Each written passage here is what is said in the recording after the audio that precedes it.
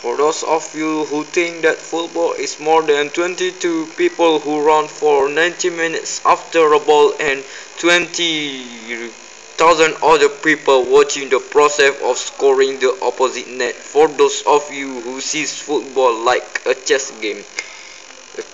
full of knowledge, tactics, inspiration, and above all readings and understanding the opponent's advantages and using them to win the game. For those who dream about being successful manager, I am proud to present the little brother of Football Manager, FIFA Manager 2011. Well, little brother, well guys, in 10 years of running FIFA Manager, EA Sports does still aren't to defeat God of Tactical Football, which is the full Football Manager reduced by Sega. So let's turn now away from the legend and see what EA Sports has to bring this year.